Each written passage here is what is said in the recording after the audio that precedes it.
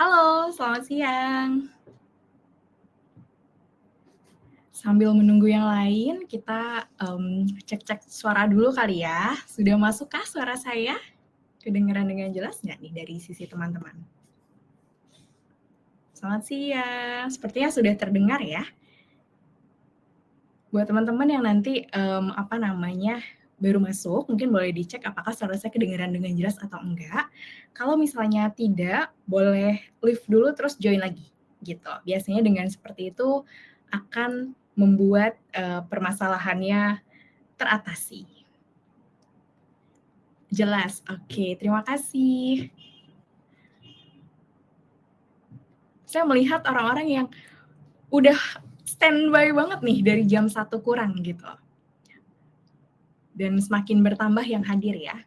Jadi mungkin kalau misalnya ada teman-temannya yang mau join juga, boleh banget untuk dikabarin gitu, dikasih tahu bahwa sesinya sudah mau dimulai. Kita akan mulai sedikit lagi dan nanti kita akan bahas hal-hal yang penuh dengan keseruan, tapi juga sangat bermanfaat untuk kita, gitu. Cek dulu dong teman-teman yang hadir sudah makan siang kah? Karena ini jam 1 tepat ya. Biasanya mungkin yang work from office itu baru balik dari tempat makan gitu ya, dari kantin atau dari resto atau mungkin dari pantry gitu ya.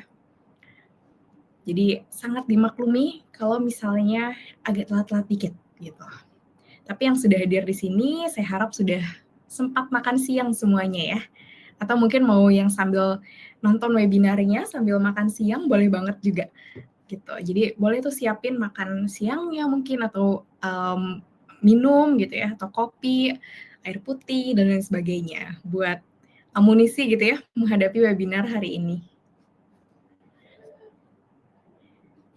Oke, sudah semakin banyak yang hadir, kita akan start materinya di jam 1:05 kali ya. Jadi teman-teman yang hadir di sini kalau mau ke toilet dulu boleh, kalau misalnya mau ngabarin temennya, join yuk udah mulai nih gitu.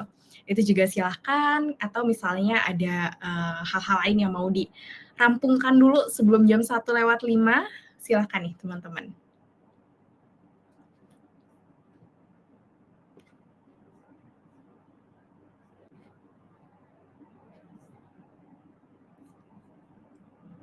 Oke.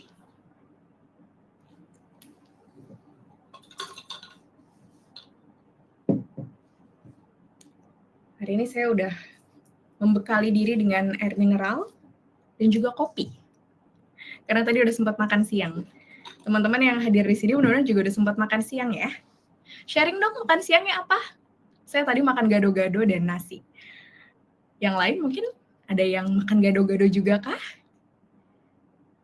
Atau ada makanan lain yang mungkin buat teman-temannya yang belum makan siang bisa jadi inspirasi nih. Makan siang apa ya nanti? Oh, ternyata ada yang makan lain. Oh, ada yang puasa. Baik, luar biasa. Makan nasi, ayam bakar, dan sup. Wow, bergizi dan bergizi seimbang sekali ya.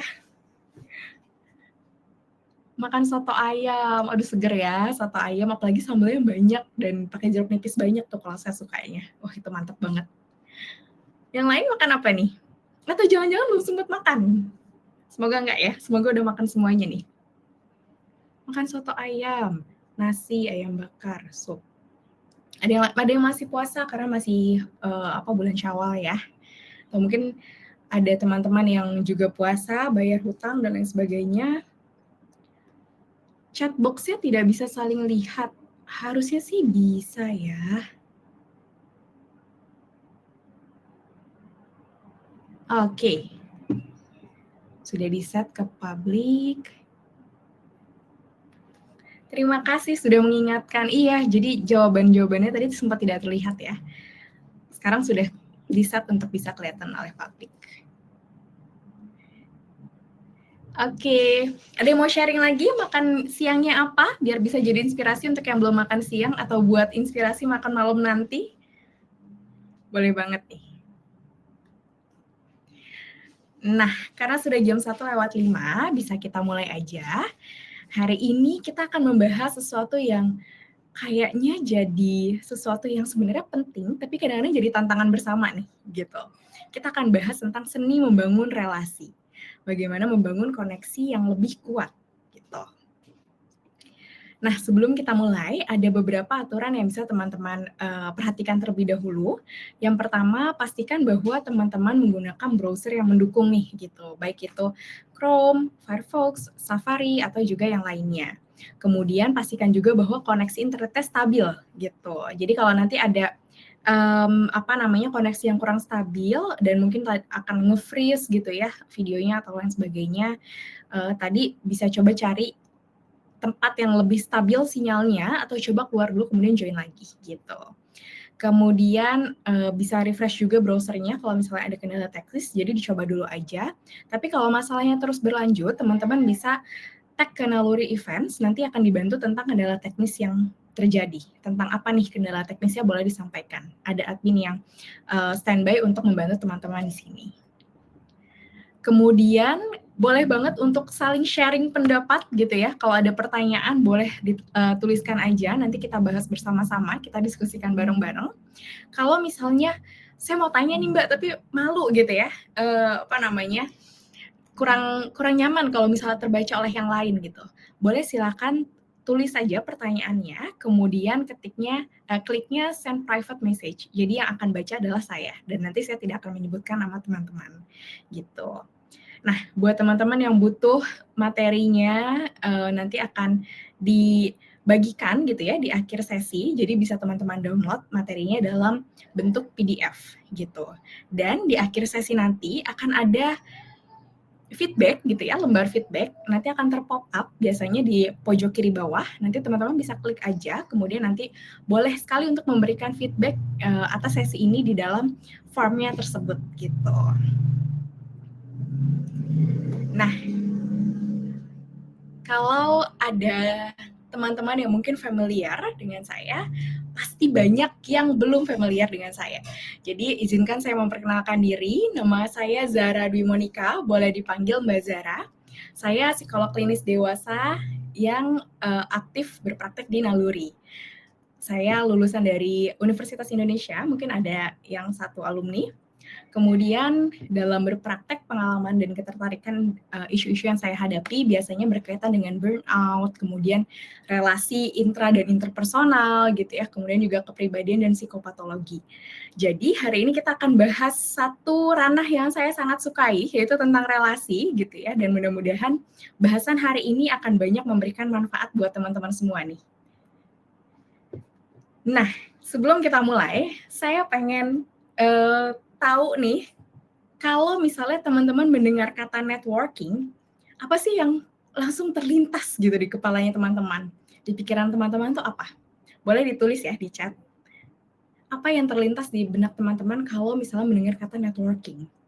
Hubungan dengan rekan kerja, oke, menarik sekali. Dari Bapak atau Ibu Merdian ya. Ada lagi? Cuan, oke, cuan ya.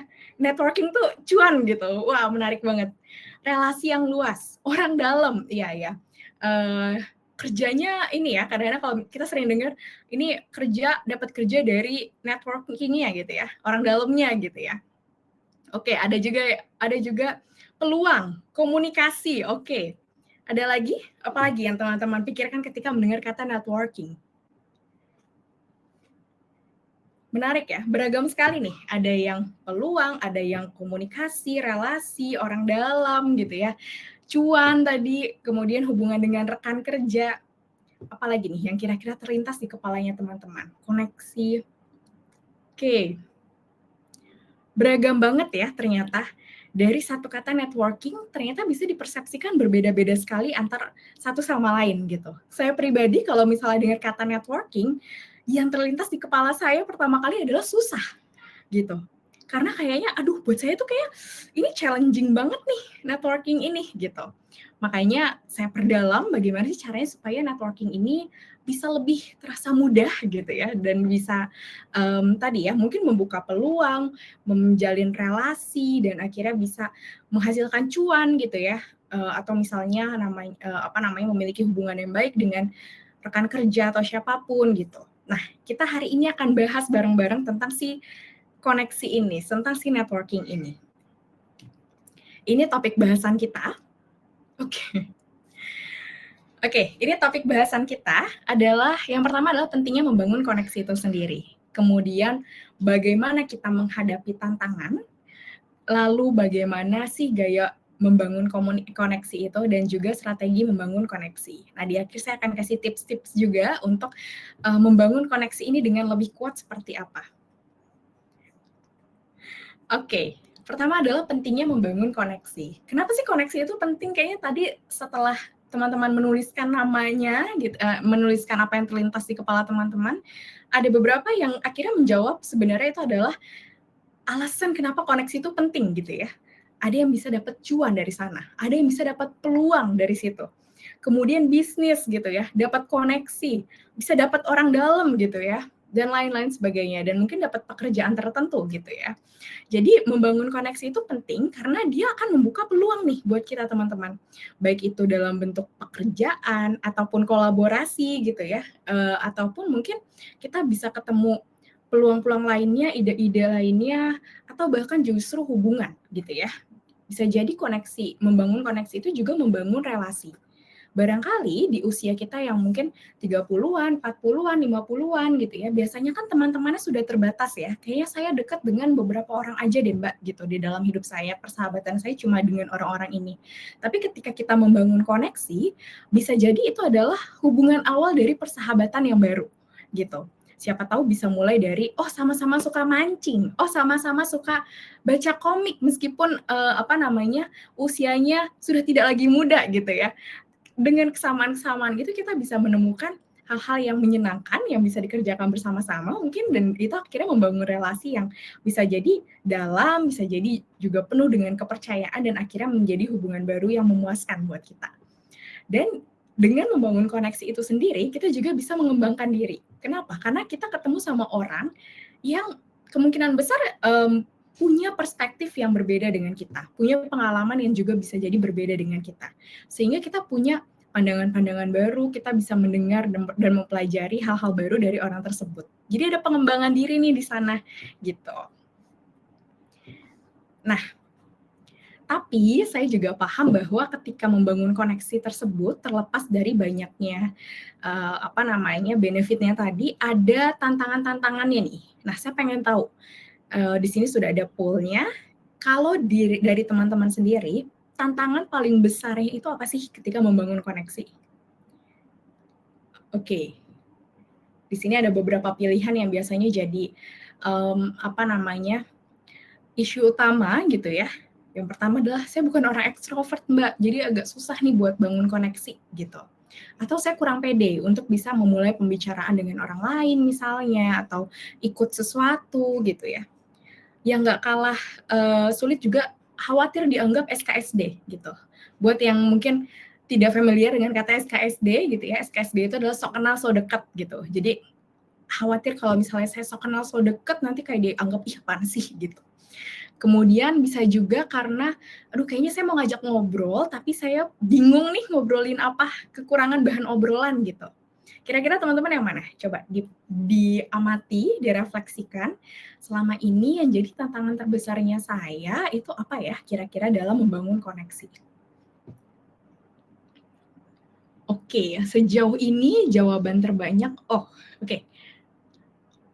Masih berubah-berubah nih. Oke, banyak yang merasa kekurangan bahan obrolan gitu ya. 38% menjawab kayaknya saya kurang bahan obrolan gitu. 29% jawab khawatir dianggap SKSD. 17% bilang saya bukan orang ekstrovert. 14% bilang saya kurang pede. Oke, ada lagi mungkin yang mau mengisi poll-nya? Boleh diklik di di layar teman-teman. Kira-kira saya yang mana ya? Oke. Nice. Jadi yang paling banyak kalau teman-teman yang hadir di sini itu adalah kekurangan bahan obrolan gitu ya. Dan juga khawatir dianggap SKSD. Nah, mari kita bahas satu persatu ya, teman-teman. Ini adalah tantangan umum yang tidak hanya teman-teman. Jadi kalau misalnya teman-teman bisa melihat poll-nya, setiap pool tidak ada hanya satu orang yang menjawab. Pasti ada orang lain yang juga menjawabnya. Artinya dalam menghadapi tantangan yang ada, teman-teman nggak sendirian. Ada juga orang-orang lain yang juga punya problem yang sama nih, kayak teman-teman gitu. Kita mulai dari yang pertama dulu. Saya bukan orang ekstrovert, Mbak, jadi susah banget untuk membangun koneksi misalnya. Atau saya capek duluan gitu ya, ketika mau membangun koneksi. Ini biasa kita sebut dengan self-stereotyping, di mana kita punya stereotype tertentu terhadap diri sendiri yang sifatnya biasanya lebih ke arah negatif. Kita punya pandangan-pandangan atau kepercayaan gitu ya, bahwa hal-hal tersebut itu terjadi pada diri kita dan itu menghalangi kita nih, gitu. Dengan merasa saya ekstrovert, kayaknya itu membuat saya sulit nih Mbak untuk bisa membangun hubungan dengan orang lain karena energi saya nggak sebanyak ekstrovert misalnya, energi saya introvert gitu misalnya ya. Nah, sebenarnya teman-teman, ketika kita tadi ya ekstrovert dan introvert gitu ya, orang introvert juga punya kekuatannya sendiri gitu. Kalau tadi orang ekstrovert mungkin memang lebih berapi-api, mungkin lebih mudah tercharge energinya ketika bertemu dengan orang lain dan introvert kebalikannya. Tapi orang introvert punya kekuatan yang tidak dimiliki oleh orang ekstrovert, di mana biasanya percakapan yang dibangun itu lebih deep, lebih dalam. Dan kecenderungan orang-orangnya adalah tipe-tipe orang yang suka mendengarkan, gitu. Bayangin kalau kita ketemu sama orang yang kalau semua orang tuh senang bicara, senang tidak suka mendengarkan gitu ya dan lain sebagainya, tentu tidak nyaman juga ya. Tapi dengan karakter introvert yang mungkin teman-teman miliki dan merasa seperti demikian, maka itu sebenarnya bisa dijadikan kekuatan bahwa ketika membangun hubungan itu bisa deep sekali nih, bisa dalam pembahasannya gitu. Jadi ketika ini terjadi, teman-teman bisa melihat dari kita reframe lagi bahwa meskipun saya introvert, tidak berarti saya tidak bisa membangun koneksi sebaik orang-orang ekstrovert. Karena saya punya kekuatan sendiri yang juga bisa saya gunakan untuk membangun koneksi yang lebih kuat nih, gitu. Kemudian masalah self-esteem. Kalau misalnya merasa kurang pede gitu ya, misalnya, aduh kurang pede banget nih Mbak, misalnya ketika harus datang ke suatu forum atau misalnya Zoom gitu ya, ada komunitas tertentu yang nge-Zoom bareng misalnya, atau misalnya sudah di dalam acaranya tapi mau membangun obrolan tuh masih nggak pede gitu ya, ada rasa-rasa tidak nyaman. Ini namanya masalah self-esteem dan ini juga common banget terjadi pada kita semua. Wajar kalau misalnya, ada perasaan ragu gitu ya, ada perasaan cemas sedikit nih ketika mau approach orang lain gitu ya. Itu juga suatu hal yang sangat-sangat wajar. Kemudian takut ditolak gitu ya, tadi misalnya, "Aduh Mbak, aku khawatir dibilang SKSD," gitu, ketika misalnya menghubungi atau approach orang lain gitu. Ini juga sesuatu yang kalau di sini ternyata jadi problem nomor 2 nih teman-teman, yang terbanyak kedua, dan yang terakhir adalah kurangnya bahan obrolan ya, ini lebih ke teknis. Nah, ini adalah tips menghadapinya teman-teman. Tadi self stereotype, kita mereframe bahwa meskipun saya bukan ekstrovert misalnya, meskipun saya introvert, saya bisa menggunakan kekuatan saya. Saya bisa membuat orang lain tuh merasa nyaman dengan obrolan yang lebih dalam, gitu. Dan kita bisa mulai dari satu orang dulu. Jadi nggak usah langsung, kayaknya saya harus bisa approach banyak orang. Tidak perlu, kita coba satu orang dulu untuk di-approach agar lebih mudah nih terasanya, gitu. Kemudian masalah self-esteem tadi gitu ya, ngerasa kurang pede. Coba kenali diri dan kekuatan kita supaya self-esteem kita juga meroket gitu ya. Saya tahu bahwa nilai saya adalah ini, apa yang baik dalam diri saya adalah ini, dan itu gitu ya. Sehingga ketika saya menghubungi atau berkoneksi dengan orang lain, itu saya nggak akan merasa lebih rendah dari dia gitu. Dan kita juga bisa latih positive talk gitu, bahwa oke, saya cukup, saya punya kapabilitas yang juga sama baiknya dengan orang yang mau saya approach misalnya, saya juga berpengalaman dalam bidang saya, latih terus. Karena ini sesuatu yang tidak semua orang terlahir dengan self esteem yang tinggi gitu ya. Ini kita bangun pelan-pelan dan ini sangat bisa untuk dilatih. Kemudian takut penolakan tadi ya, khawatir banget nih Mbak kalau misalnya approach duluan dibilangnya SKSD. Coba untuk tetapkan niat bahwa ketika menghubungi orang lain atau membangun koneksi dengan orang lain, sebenarnya tujuannya adalah untuk berelasi dengan baik. untuk membangun hubungan yang baik dan yang mungkin bisa tadi ya menjadi peluang baru atau relasi baru dan lain sebagainya, atau mungkin pengembangan diri. Tetapkan ya teman-teman, gitu. Fokus pada hal tersebut. Seandainya memang setelah teman-teman mencoba untuk menghubungi atau mencoba untuk approach ternyata tidak berhasil, teman-teman bisa melihat itu bahwa oke, mungkin orang ini belum cukup tepat nih untuk saya, dan saya bisa mencoba mencari koneksi lain yang juga bisa saya bangun dengan baik dan pelan-pelan. Kemudian kekurangan bahan obrolan gitu ya, ini juga masalah yang bingung banget ya Mbak, kadang-kadang mau ngobrolin apa gitu ya, terutama misalnya masuk ke dalam suatu situasi atau forum besar gitu ya, yang orangnya tuh beragam banget gitu, jadi agak bingung nih mau mulai dari mana atau tentang apa bahasannya gitu ya. Nah, di sini kita bisa mencoba untuk memperluas pengetahuan kita gitu ya, jadi beragam hal yang bisa kita jadikan bahan obrolan. Kemudian tips lainnya adalah teman-teman bisa mulai tanya, kemudian ketika teman-teman sudah menanya kan akan dijawab gitu ya. Nah ini teman-teman bisa tanggapi dengan memvalidasi bahwa misalnya lagi sibuk apa nih sekarang, atau misalnya oh tadi presentasinya baik sekali gitu, kira-kira apa nih yang bisa saya pelajari lebih lanjut dari sana gitu. Dan ketika orang tersebut menjawab, kita bisa menimpalinya dengan sesuatu yang juga mengartikan bahwa kita memahami dan juga mengapresiasi apa yang telah disampaikan oleh orang tersebut gitu. Kemudian kita bisa sambungkan, kayaknya kita bisa ngobrol-ngobrol lagi lebih lanjut setelah acara ini ya, gitu.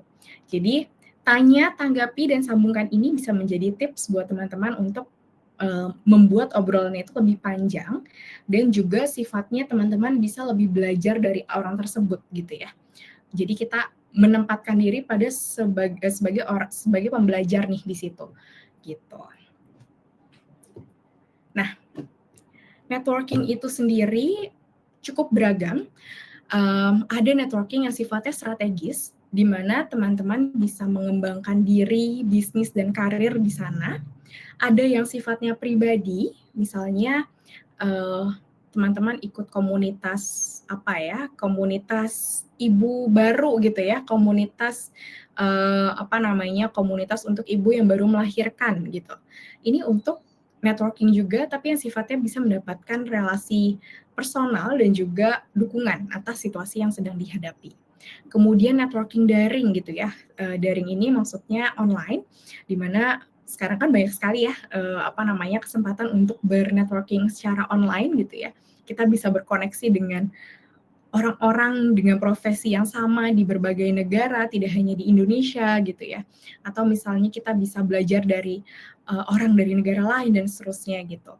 Ada juga networking komunitas dan dampak sosial, misalnya ikut kegiatan volunteer, relawan gitu ya, ikut relawan PMI misalnya, relawan kegiatan-kegiatan lain gitu. Atau networking khas industri, kita belajar dari ahli, ikut conference, ikut ikut temu ilmiah gitu ya, dan lain sebagainya.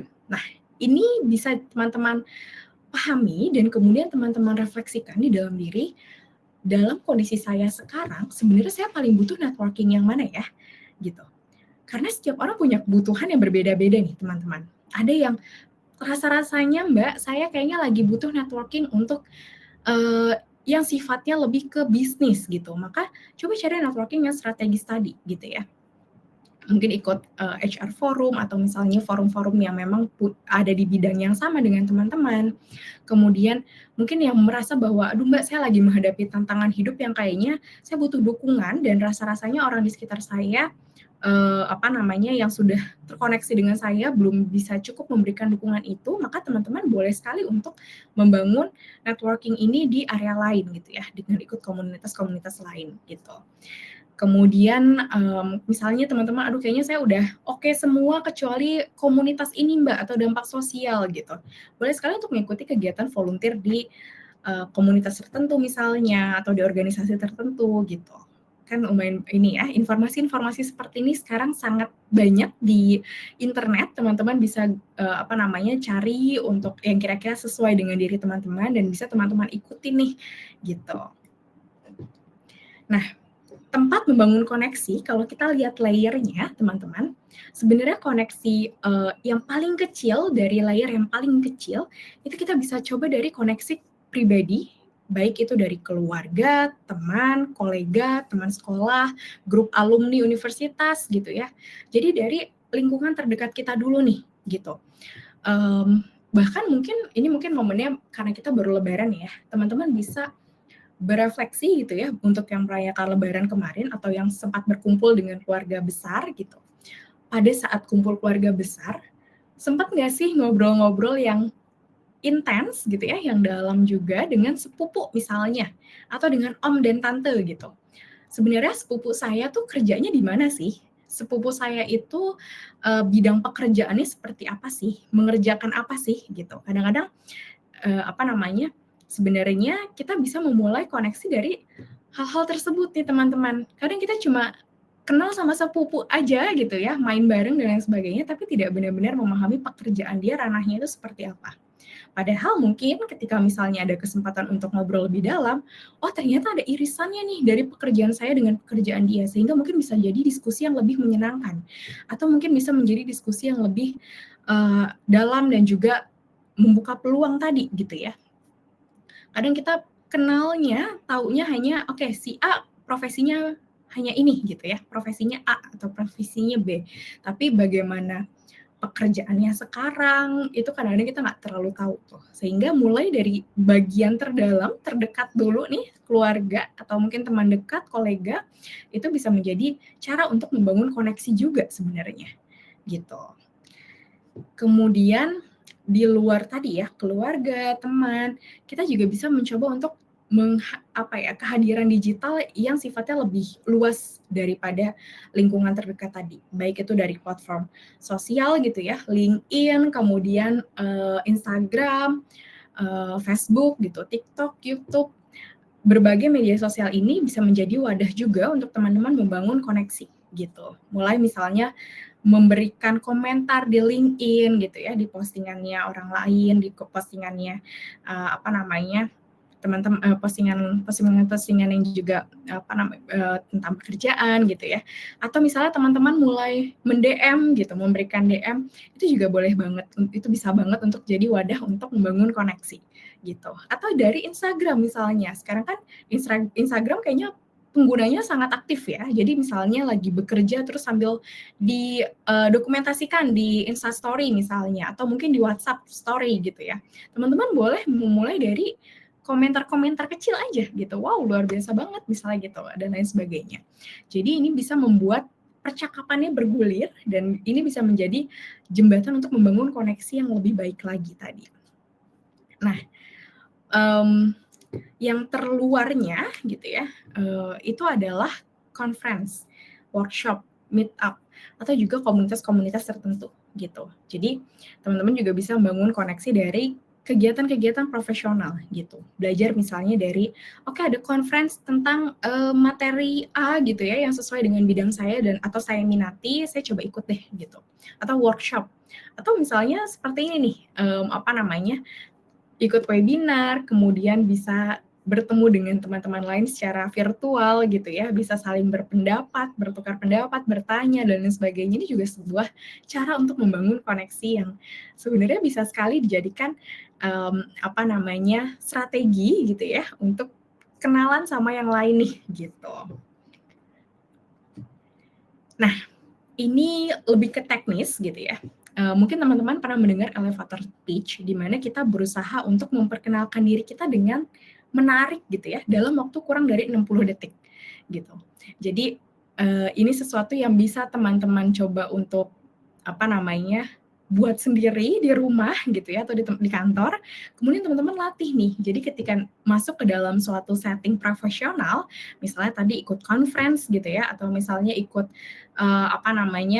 meeting besar dengan berbagai perusahaan misalnya gitu. Teman-teman bisa berkenalan dengan orang lain dengan elevator pitch ini. Nanti kita akan bahas lebih dalam bagaimana sih cara membuatnya gitu ya. Elevator pitch yang tepat, menarik dan relevan untuk audiens kita itu akan sangat powerful untuk membangun koneksi gitu. Karena orang akan bisa mengetahui atau mengenal kita dengan singkat gitu ya, dan bisa tahu bahwa apa saja yang mungkin bisa menjadi kekuatan kita yang bisa dijadikan cara untuk kolaborasi ke depannya gitu.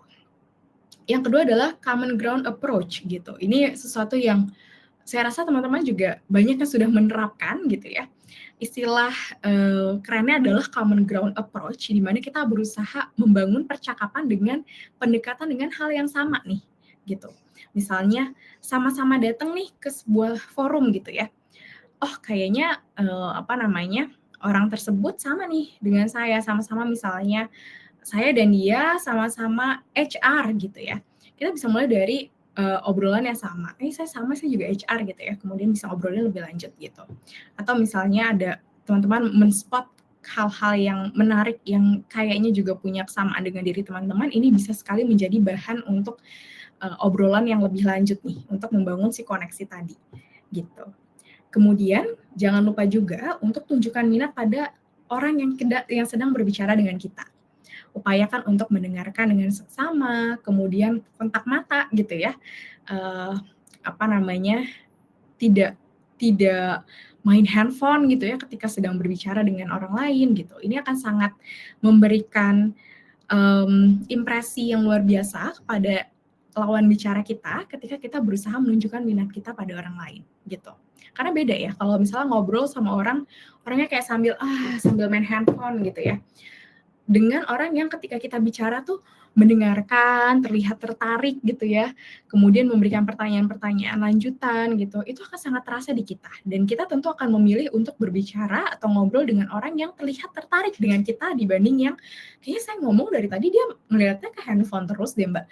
Itu kita akan cenderung untuk menjauhinya secara naluriah gitu. Jadi upayakan juga ketika teman-teman berbicara dengan orang lain, tunjukkan nih minat teman-teman terhadap orang tersebut gitu. Yang terakhir yang tidak kalah penting dan juga sering terlupa gitu ya adalah follow up nih teman-teman. Ketika sudah ngobrol seru gitu ya, follow up dulu aja.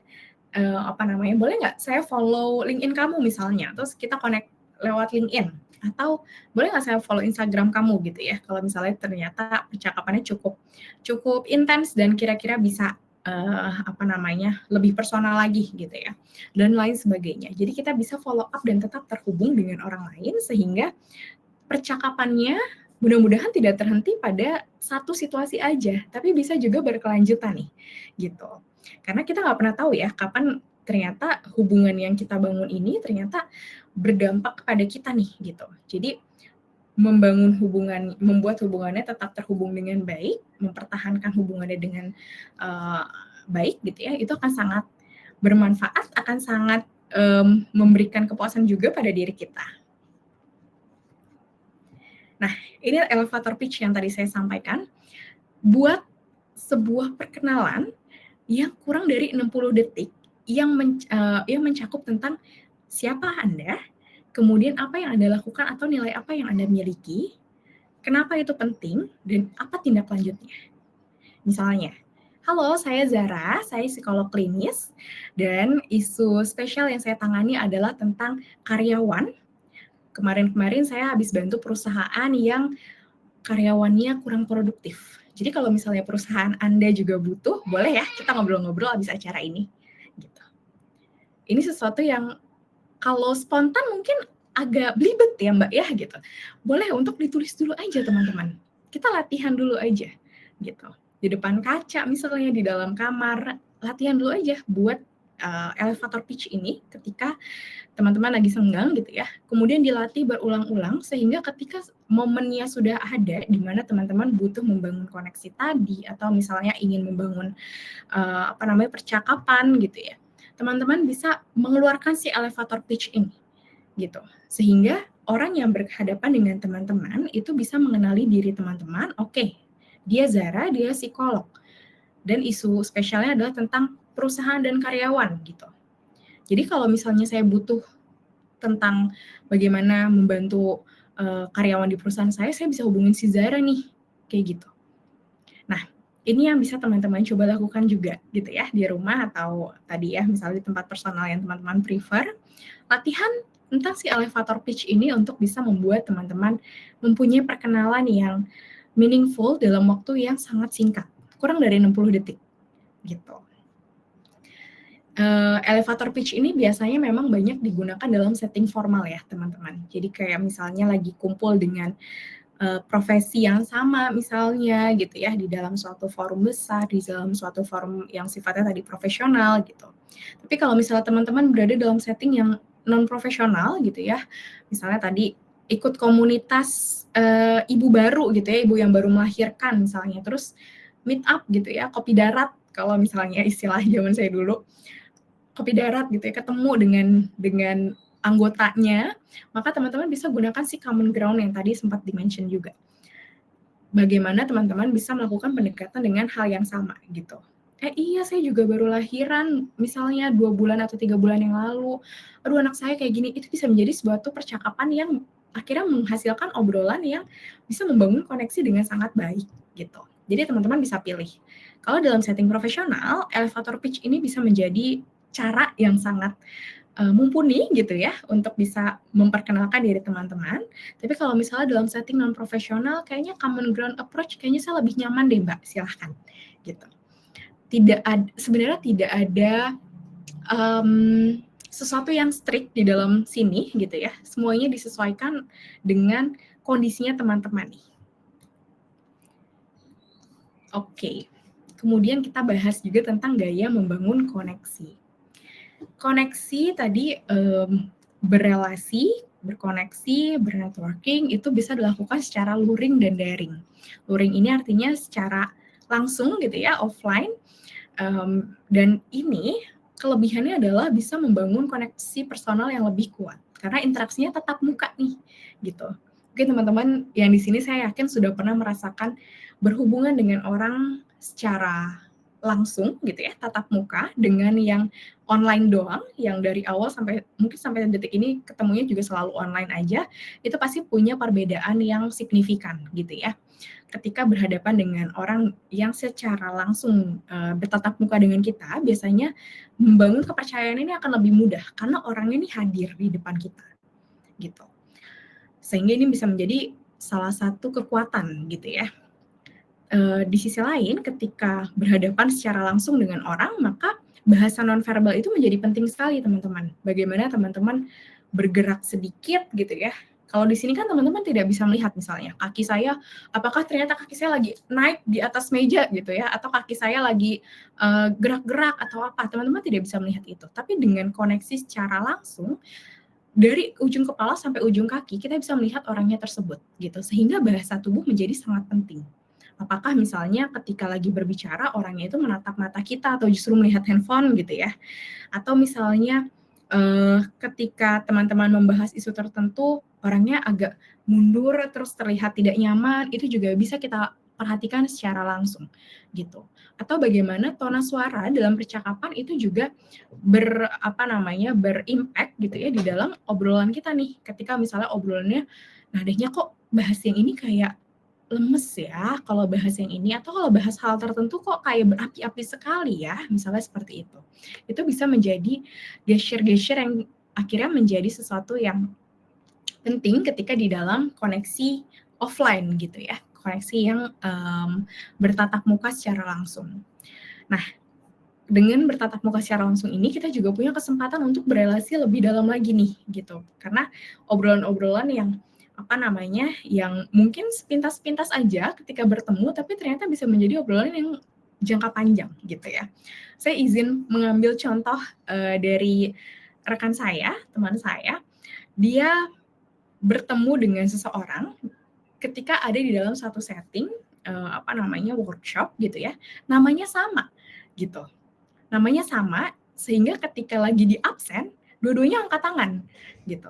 Ini kan menjadi suatu hal yang sebenarnya simple ya, lucu gitu. Tapi dari situ akhirnya koneksinya justru terbangun terus-menerus. Obrolannya berlanjut tidak hanya di dalam sesi tersebut, tapi kemudian lanjut ngobrolin secara online gitu ya, dan terus berhubungan hingga saat ini gitu. Ini adalah salah satu contoh bahwa ketika ada event atau ada sesuatu yang terjadi di dalam konteks bertemu langsung, itu ternyata bisa membangun kesempatan untuk berelasi lebih dalam dengan orang lain, gitu. Nah, ketika ada di dalam situasi tadi gitu ya, situasi di mana teman-teman bisa ketemu dengan orang lain secara online, maka tipsnya adalah dekati orang yang percaya diri, yang kelihatan tulus dan juga aktif mendengarkan, gitu. Ini bisa menjadi pegangannya teman-teman ketika bernetworking secara luring tadi atau tatap muka secara langsung. Nah, sekarang gimana kalau yang daring nih gitu? Karena kan nggak semua orang punya kesempatan untuk bisa bernetworking secara luring tadi ya. Bisa jadi orangnya kayaknya saya cuma bisa lewat Zoom deh Mbak. Karena ada satu dan lain hal gitu ya. Ketika bernetworking secara daring, sebenarnya kita punya kesempatan untuk menjangkau lebih banyak orang gitu. Seperti misalnya ketika saya duduk di sini, saya cuma duduk di ruangan kerja saya aja, tapi saya bisa berinteraksi dengan Bapak dan Ibu semua, dengan teman-teman di sini yang posisinya mungkin tidak dekat dengan saya gitu ya. Mungkin ada yang di Jakarta, mungkin ada yang di Pulau Sumatera, ada yang di Kalimantan dan lain sebagainya. Mungkin jauh-jauh banget nih, tapi dengan teknologi yang ada gitu ya, kesempatan untuk bernetworking secara daring ini, saya bisa ngobrol sama Bapak Ibu semua di sini. Saya bisa ngobrol sama teman-teman di sini meskipun jarak kita tuh jauh-jauh banget sebenarnya gitu. Dan ini bisa menjadi kesempatan untuk menjangkau lebih banyak orang lagi secara global mungkin ya, tidak hanya di Indonesia aja tapi juga di negara-negara lain gitu ya. Kita bisa terhubung dengan sosok profesional di seluruh dunia gitu. Kemudian nyaman dan luas juga. Kita bisa bangun koneksi kapan aja, di mana aja gitu. Teman-teman mungkin bisa berkoneksi sambil tadi di balik layar mungkin sambil makan siang misalnya, atau di balik layar teman-teman bisa sambil aduh agak nyantai deh gitu duduknya, nggak harus yang wah formal banget gitu. Karena ini memberikan kenyamanan dan juga keleluasaan untuk bisa lebih membangun koneksi dari mana aja dan dengan situasi yang beragam juga gitu. Nah, dengan networking secara daring ini sebenarnya juga lebih mudah dan lebih untuk bisa tetap terhubung gitu ya.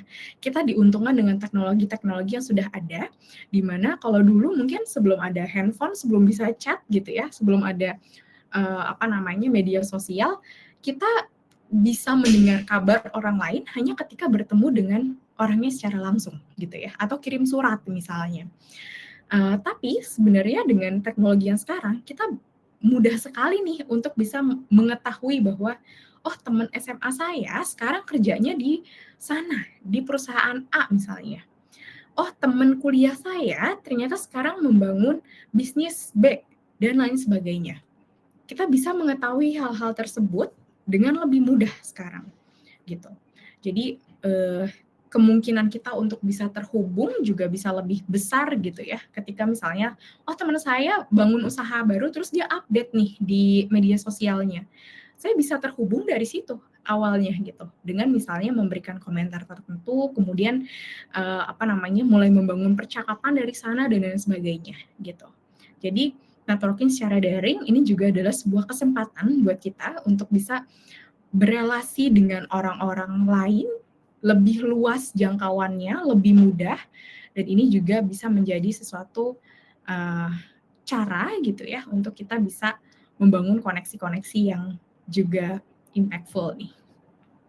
Nah, tipsnya adalah personalisasi request koneksi kita gitu ya, terlibat dalam posting dan juga aktif berdiskusi gitu. Pastikan juga untuk tetap mempertahankan bahasa yang baik dan benar ya teman-teman, yang sopan gitu ya dalam memberikan komentar, karena kita tidak ingin juga bahwa komentar-komentar kita gitu ya menjadi jejak digital yang sifatnya buruk gitu ya, jangan sampai seperti itu. Nah, ini adalah tips tambahan untuk menghadapi tantangan membangun koneksi. Yang pertama adalah gunakan curious mindset. Kita mencoba untuk melihat segala sesuatu dari sudut pandang pembelajar gitu ya. Kita ketemu dengan orang lain, niatnya kita tuh adalah belajar dari orang tersebut. Saya ketemu dengan saya ketemu dengan orang dengan profesi yang misalnya sama dengan saya dalam suatu forum gitu ya. Saya perlu untuk menggunakan mindset pembelajar ini di kepala saya, sehingga percakapan yang terjadi jatuhnya akan lebih natural dan juga lebih dalam gitu ya, secara alami, karena saya pengen tahu, berangkatnya dari sana. Karena saya pengen tahu, saya pengen belajar dari orang ini Jadi tidak dengan pemikiran bahwa saya lebih tinggi dari orang lain atau sebaliknya gitu ya. Tapi kita menggunakan mindset bahwa ketika saya bertemu dengan orang lain, saya ingin belajar dari dia. Apa ya yang bisa saya pelajari dari dia? Nggak tahu, makanya harus nanya. Makanya harus membangun koneksi tadi, gitu. Oh ternyata orang tersebut punya punya pengalaman yang menyenangkan, pengalaman yang seru tentang isu tertentu gitu ya. Dan saya tertarik juga tentang isu tersebut. Itu bisa menjadikan sesuatu yang akhirnya saya belajar banyak dari dia dan koneksinya terbangun gitu. Koneksinya terbangun dengan kuat tanpa sesuatu yang sifatnya diada-adain gitu ya. Karena ketika kita menggunakan curious mindset ini, di mana kita berusaha untuk menempatkan diri sebagai posisi pembelajar, maka secara alami kita akan pengen tahu nih tentang orang tersebut. Kita pengen tahu pengalaman dia, apa sih yang menjadikan orang tersebut menjadi orang tersebut sekarang gitu. Apa yang membentuk dia menjadi seperti ini gitu. Jadi ini mungkin sedikit mengambil contoh gitu ya. Kalau di perusahaan kami di Naluri, satu hal yang selalu menjadi pertanyaan ketika ada orang baru gitu ya, ada rekan baru yang baru bergabung dengan Naluri, kita selalu tanya ke orang tersebut. Apa sih turning point dalam hidupnya? Apa yang menjadikan kamu itu menjadi kamu yang sekarang? Gitu. Itu selalu ada di perkenalan kita. Karena kita penasaran, kita pengen tahu, kita pengen belajar dari orang tersebut. Gitu.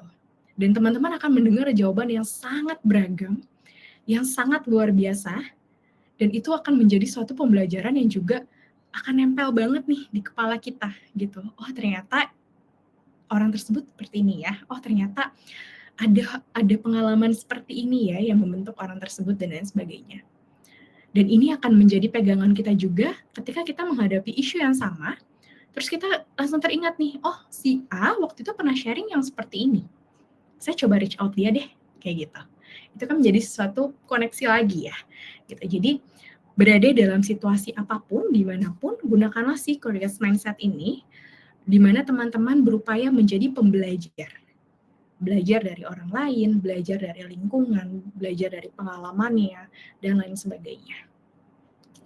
Kemudian, small wins first. Jadi, upayakan untuk teman-teman mencoba cara-cara tertentu, kemudian mulai dari yang kecil-kecil dulu aja gitu. Ketika teman-teman sudah berhasil, ini akan menjadi hal yang membuat teman-teman merasa lebih baik lagi dan teman-teman merasa lebih pede untuk memulai hubungan yang baru. Misalnya, ketika misalnya saya masuk ke dalam suatu forum gitu ya, saya akan coba untuk berelasi dengan orang lain 1 atau 2 orang aja, misalnya gitu. Ini small wins ya, small aja ya gitu. Ini termasuk dengan goal yang tadi ya. Kita bikin goal yang ringan dan spesifik, dan ketika itu berhasil, ini akan menjadi sesuatu yang menguatkan kita. Saya pengen berelasi dengan 1 atau 2 orang aja di dalam forum tersebut misalnya. Itu minimalnya gitu. Ternyata saya berhasil berelasi dengan baik nih dengan 1 orang tersebut, itu akan membuat saya merasa saya berhasil mencapai goal saya. Dan itu akan menguatkan saya, memberikan efek positif ke saya untuk bisa membangun relasi lainnya ya, dengan lebih baik lagi gitu. Dan jangan lupa follow up gitu. Kalau misalnya sudah berelasi dengan orang lain, mungkin minimal banget tukar kartu nama misalnya gitu ya.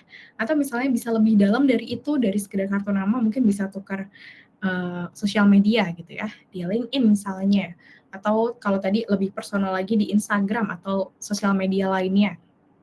Kemudian bisa juga nomor telepon gitu ya, nomor WhatsApp dan lain sebagainya gitu. Ini adalah tips-tips tambahan gitu ya dalam membangun koneksi gitu. Sorry banget ini tantangan umumnya ada kesalahan judul gitu ya. Oke, terakhir, kalau teman-teman merasa butuh dukungan dan sumber daya yang lebih dari webinar ini, teman-teman feel free untuk reach out ke text line kami. Text line ini adalah helpline gitu ya, layanan berbasis chat yang tersedia 24 jam. Jadi teman-teman lagi overthinking misalnya, aduh besok ada forum gitu ya di jam 11 malam atau jam 12 malam, teman-teman bisa reach out ke text line ini. gitu. Di baliknya adalah psikolog klinis dan juga konselor yang ready 24 jam untuk membantu teman-teman nih, gitu. Ini nomornya boleh sekali untuk dicatat. Buat teman-teman yang berasal dari perusahaan klien naluri, biasanya nomor teks lainnya berbeda gitu ya, boleh ditanyakan ke HR-nya karena biasanya ada dedicated number untuk perusahaan-perusahaan rekanan naluri gitu. Tapi ini juga boleh dicatat buat cadangan, buat jaga-jaga. Kemudian selain chat tadi, kalau teman-teman prefer Mbak saya pengen ngobrol gitu ya tatap muka meskipun secara online, itu bisa reach out ke sini, boleh foto gitu ya, bisa scan barcode-nya. Nanti bisa jadwalkan konsultasi dengan psikolog-psikolog di naluri. Akan banyak pilihan, teman-teman bisa memilih berdasarkan isu yang teman-teman pengen bahas atau ketersediaan jadwal atau preferensi apapun yang teman-teman inginkan gitu. Jadi teman-teman punya beberapa pilihan untuk melakukan konsultasi ini. Dan tidak hanya dengan psikolog gitu ya, tapi juga dengan profesional lainnya. Kita punya dietitian, kita punya fitness coach, kita punya financial coach gitu ya. Kita juga punya medical advisor lengkap. Jadi teman-teman bisa memilih yang memang sesuai dengan kebutuhannya teman-teman. Kemudian kalau teman-teman pengen assessment secara mandiri gitu ya, secara pribadi bisa juga scan barcode ke sini. Nanti teman-teman bisa mengisi assessment selama kurang lebih 3 menit dan hasilnya nanti itu bisa teman-teman jadikan pegangan untuk konsultasi gitu ya, kalau misalnya dirasa membutuhkan atau ke text line tadi gitu. Dan ini 100% anonim, gratis buat siapapun, gitu.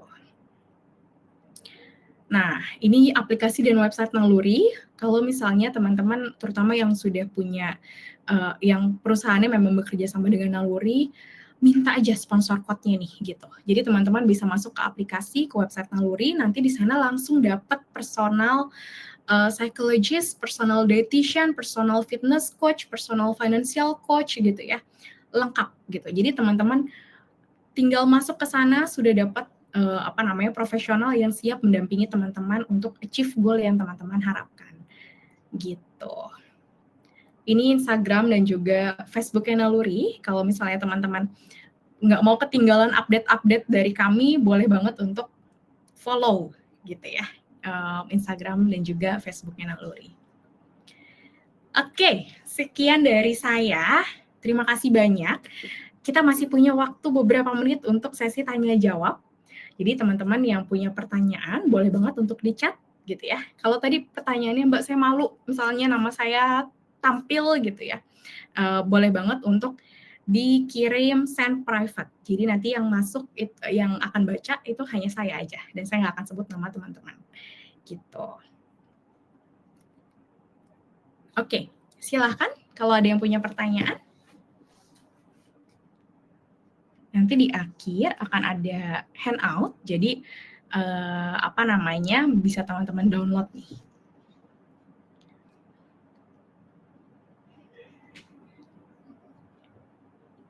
Oke. Nah, di pojok kiri bawah itu ada lembar feedback gitu ya. Jadi teman-teman bisa klik untuk memberikan feedback terhadap sesi hari ini gitu. Jadi nanti ada beberapa pertanyaan, dijawab aja gitu ya.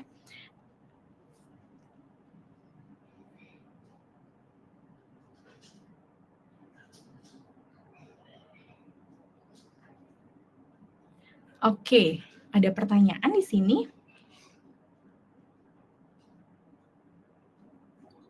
Apakah ada tips untuk mengurangi kegugupan ketika approach orang secara langsung? Wah, ini kayaknya pertanyaan yang sebenarnya terlintas di kepala banyak orang gitu ya. Duh, saya kayaknya gugup banget Mbak kalau misalnya mau ngobrol secara langsung gitu ya, approach duluan gitu. Ini alami banget gitu ya, sangat manusiawi terjadi pada kita semua. Gugup adalah sesuatu yang sangat natural gitu.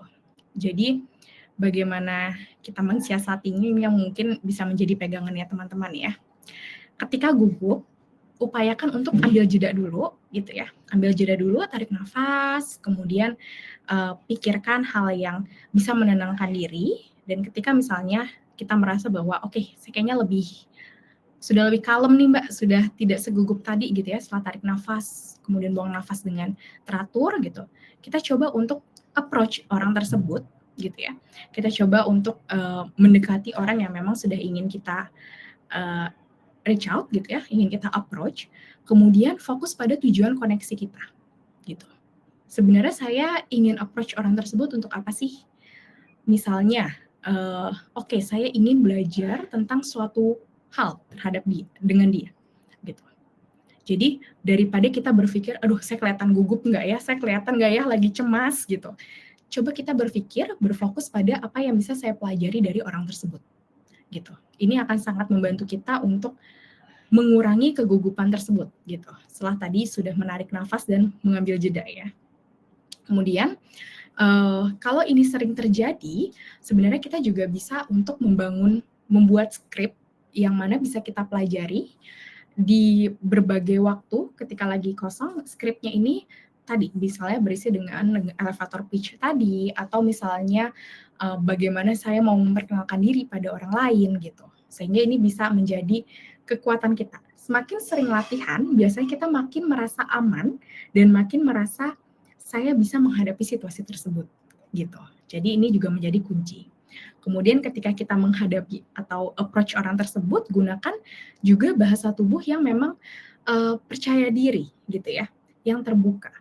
Tersenyum, kemudian upayakan untuk membangun kontak mata kayak gitu. Itu juga akan membantu dalam mengurangi kegugupan gitu. Karena kita udah mencoba misalnya latihan di rumah, atau misalnya kita sudah berupaya untuk mengatur ini sebaik mungkin gitu ya, pakai bahasa tubuh yang memang kelihatan bahwa saya itu confidence, saya cukup nyaman dengan kondisi saya, dan saya punya value yang juga sama baiknya dengan Anda ketika saya approach Anda gitu. Nah, ini bisa menjadi pegangan juga ya. Jadi ketika teman-teman sedang lagi nyantai nih di rumah misalnya, teman-teman boleh banget untuk ngaca, ambil cermin gitu ya, atau berdiri di depan cermin, kemudian lihat aja wajahnya teman-teman itu ketika lagi diem, itu mukanya seperti apa, kalau lagi senyum itu seperti apa. Jadi teman-teman bisa ngeset duluan, oh kalau saya mau approach, saya akan menggunakan cara seperti ini, saya akan tersenyum misalnya, atau kalau saya tersenyum saya kelihatannya justru awkward Mbak, berarti saya prefer untuk tidak tersenyum, misalnya seperti itu. Jadi kita bisa ngaca dulu untuk bisa melihat sebenarnya sebenarnya apa sih yang terjadi, apa yang orang-orang lihat ketika berhadapan dengan saya, dan saya bisa latihan dulu sebelum ketemu dengan orangnya gitu ya, atau berada dalam setting tertentu gitu. Ini bisa menjadi cara juga untuk mengurangi kegugupan. Gitu. Oke, ada pertanyaan lainnya? Terima kasih ya tadi untuk pertanyaannya. Pertanyaan lainnya adalah, sebentar. Oke, Mbak, saya selalu bersemangat untuk berkomunikasi dengan orang baru. Namun obrolan itu hanya bertahan sebentar, karena saya selalu bingung untuk membahas obrolan apa yang bisa membuat pembicaraan kami jadi lama dan panjang. Apa tips untuk saya? Oke, thank you banget untuk pertanyaannya. Ketika saya selalu semangat nih untuk komunikasi dengan orang baru, tapi mempertahankan obrolan mungkin itu adalah hal sulit lainnya gitu ya. Kalau tadi tentang approach-nya, bagaimana kita mempertahankan obrolan adalah tadi dengan memegang si mode pembelajar tadi gitu. Jadi ketika kita memberikan pertanyaan kepada orang lain dan orang tersebut sudah menjawab, kira-kira dengan saya yang sebagai pembelajar itu cukup memuaskan rasa penasaran saya atau enggak ya, gitu. Kalau misalnya belum, tanya aja lagi. Jadi orang tersebut juga paham bahwa, oh dia memperhatikan atau mendengarkan apa yang saya sampaikan ya, dan dia tertarik nih dengan kita gitu ya, dengan saya.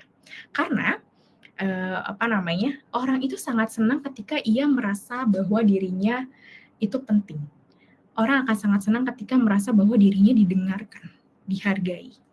Jadi ketika teman-teman berelasi dengan orang lain dengan mode si curious mindset tadi, dengan mode pembelajar tadi, teman-teman sebenarnya sudah memegang satu hal yang sangat penting di dalam sebuah relasi, di mana teman-teman menghargai orang tersebut dan berusaha untuk belajar dari orang tersebut, gitu. Jadi ini bisa menjadi tips gitu ya, upayakan untuk terus memegang si curious mindset ini. Saya belajar dari orang tersebut sehingga tadi obrolannya bisa bergulir lebih panjang. Dan kalau misalnya memang udah mentok banget gitu ya, misalnya untuk keterbatasan waktu sehingga sudah tidak bisa lagi untuk ngobrol-ngobrol lebih panjang, maka teman-teman boleh sekali untuk tadi minta medsosnya gitu ya, yang kira-kira orangnya berkenan tuh apa, misalnya via LinkedIn gitu atau via Instagram, dan teman-teman bisa mempertahankan relasinya dengan misalnya mengirimkan postingan gitu ya. Di awal dengan orang ini misalnya membahas tentang kesehatan mental, kemudian mempertahankan relasinya bisa dengan saling bertukar postingan gitu. Misalnya, saya baca artikel ini nih tentang kesehatan mental gitu, kemudian saya ingat kamu gitu, gimana kabar kamu dan seterusnya gitu. Jadi itu tipsnya gitu ya, upayakan untuk penasaran yang pertama, yang kedua adalah pertahankan relasinya dengan terhubung tidak hanya pada satu situasi tertentu atau pada satu forum tertentu gitu ya, tapi juga berkepanjangan, baik itu via daring gitu ya, via online tadi, kirim-kiriman postingan, saling berkomentar dan lain sebagainya, atau bisa juga sesekali ketemu lagi gitu ya, janjian misalnya ketemu lagi di lain waktu gitu. Oke, pertanyaan terakhir mungkin ya. Saya ada beberapa pertanyaan. Bagaimana cara mengetahui apakah kita sudah membangun hubungan yang baik atau belum? Wah, ini menarik sekali. Bagaimana cara kita mengetahui hubungan kita sudah baik atau belum gitu ya? Hubungan itu sifatnya dua arah. Jadi ketika dibilang hubungannya baik, mungkin kita perlu mengoperasionalkan dulu baik menurut kita seperti apa, gitu. Oh, misalnya hubungan baik buat saya adalah hubungan yang misalnya tidak buat saya misalnya ya, tidak banyak perdebatan misalnya seperti itu. Buat saya seperti itu hubungan yang baik. Atau hubungan baik buat saya misalnya adalah hubungan yang tetap terjaga, tetap ada komunikasi meskipun kecil-kecil atau tidak harus setiap hari, tapi setiap kali berkomunikasi maka komunikasinya bermakna gitu. Nah, hubungan baik ini bisa jadi akan berbeda maknanya untuk masing-masing orang, sehingga yang perlu kita lakukan terlebih dahulu adalah memikirkan apa sih baik buat saya gitu ya, untuk hubungan yang baik. Kemudian kalau sudah ada definisi hubungan baik menurut versi kita masing-masing, coba lihat hubungan di sekitar kita gitu ya, dievaluasi apakah sudah sesuai atau belum nih dengan definisi yang kita punya tersebut gitu. Kalau misalnya sudah sesuai, berarti alhamdulillah gitu ya, dipertahankan. Tapi kalau misalnya belum sesuai, kira-kira apa ya yang bisa saya lakukan gitu untuk mempertahankan atau membangun hubungan yang baik, yang belum baik ini gitu. Kemudian bagaimana cara mulai terkoneksi dengan seseorang yang jabatannya sudah tinggi dan mungkin sudah lebih berpengalaman dari kita. Karena kadang kurang pede untuk memulai. Ya, benar banget. Kalau misalnya lebih tinggi gitu ya jabatannya, memang seringkali jadi, aduh apa ya, mau membangun apa ya gitu, lagi apa ya yang bisa menjadi memulai percakapan dengan dia gitu. Itu sangat-sangat manusiawi untuk kita pikirkan gitu ya. Yang pertama adalah mengingat bahwa ketika kita membangun koneksi, ada percakapan di dalamnya, kita perlu melihat percakapan itu sebagai hubungan antar manusia, bukan penilaian, gitu. Karena yang sering terjadi ketika kita berbicara dengan orang yang jabatannya sudah tinggi atau lebih berpengalaman dengan kita, gitu ya, kita ada kekhawatiran bahwa, aduh kayaknya saya dinilai deh, aduh kayaknya saya dia mengevaluasi bagaimana saya bicara misalnya, atau bagaimana apa yang saya bicarakan dan lain sebagainya. Kadang-kala seperti itu ya. Jadi upayakan untuk melihat si upaya membangun koneksi ini sebagai hubungan antar manusia, hubungan cara kita berelasi gitu ya dengan manusia lainnya, alih-alih melihatnya sebagai suatu penilaian gitu. Jadi ini yang pertama, dan saya rasa ini akan banyak memberikan perubahan gitu ya, ketika kita melihat relasi yang dibangun ini pure sebagai relasi, bukan sebagai penilaian gitu. Karena ketakutan akan penilaian ini biasanya menjadi sesuatu yang membuat kita tertahan untuk bisa berkoneksi dengan orang lain atau membangun koneksi ini gitu. Kemudian tadi dengan kita approach, misalnya tadi ya sudah berhasil approach gitu dengan pemahaman bahwa saya nggak dievaluasi, maka langkah selanjutnya adalah belajar lagi dari dia gitu. Apalagi ini orangnya senior ya, pasti banyak hal-hal yang lebih dalam atau pengalaman-pengalaman yang sebenarnya juga bisa menjadi pembelajaran buat kita. Nah, di sisi sebaliknya, orang tersebut gitu ya, yang sudah lebih senior atau sudah jabatannya sudah lebih tinggi, biasanya pun secara alamiah, secara natural, dia itu akan senang untuk berbagi gitu. Oh dulu saya pas seumuran kamu misalnya atau pas saya ada di posisi kamu saya bla bla bla bla bla gitu. Jadi ini akan menjadi relasi yang sama-sama memuaskan untuk kedua belah pihak. Ketika kita membangun mindset-nya atau melihat dari perspektif bahwa saya belajar dari orang ini gitu. Alih-alih saya dinilai oleh orang tersebut gitu. Iya, pertanyaannya keren banget karena saya juga mengalami ini betul. Ini pertanyaan yang mungkin banyak juga ya tercetus di benak kita semua gitu, terutama ketika misalnya kita harus berkoneksi dengan orang yang memang secara structure itu jabatannya tuh lebih tinggi dari kita gitu ya, atau usianya mungkin jauh lebih senior kayak gitu. Nah ini bisa dijadikan pegangan buat teman-teman bahwa ketika teman-teman approach orang yang memang lebih senior tersebut, upayakan untuk melihatnya bahwa ini adalah hubungan yang memang saya ingin bangun untuk saya banyak belajar dari orang tersebut, pengalamannya gitu ya, karena pasti banyak hal yang insightful dari orang tersebut, dan saya nggak dinilai oleh orang tersebut, gitu.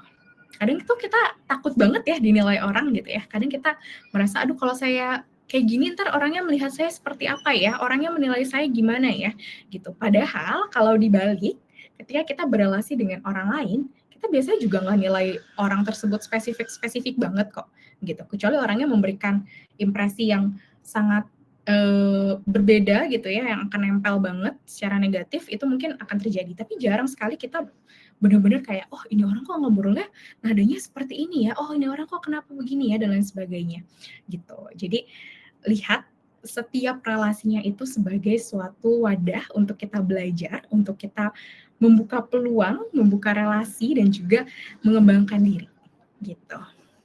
Itu yang bisa saya sampaikan hari ini. Sampai sudah lewat loh, hampir 10 menit dari sesinya. Terima kasih untuk teman-teman yang sudah hadir di sini. Senang banget bisa sharing sama teman-teman semua. Semoga sesi hari ini banyak memberikan manfaat gitu ya, banyak memberikan insight dan bisa menjadi sesuatu yang teman-teman bawa dan berdampak positif buat teman-teman. Sekian dari saya. Sekali lagi terima kasih untuk handout. Nanti akan handout-nya akan tampil, teman-teman bisa download. Nah, di sini teman-teman tadi ya, seperti Mas Denny dan juga Mbak Siti, ini bisa menjadi sebuah relasi yang koneksi yang baru juga gitu. Jadi ikuti berbagai kegiatan seperti ini, teman-teman bisa saling berelasi dan bisa saling bertukar pikiran gitu ya, membangun koneksi yang baru, dan syukur-syukur akan membuka peluang relasi maupun personal development untuk diri kita sendiri. Sekian dari saya, sekali lagi terima kasih banyak atas waktunya.